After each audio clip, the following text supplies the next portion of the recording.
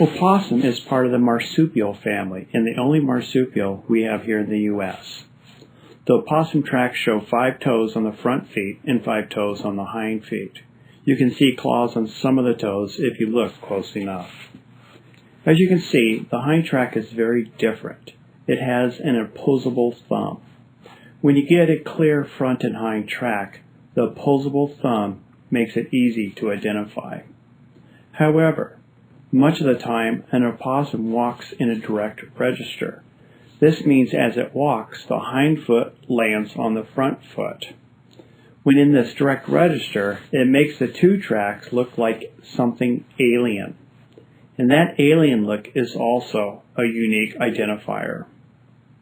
You now have a good searching image of opossum tracks, and when you find them, it is a real rare treat.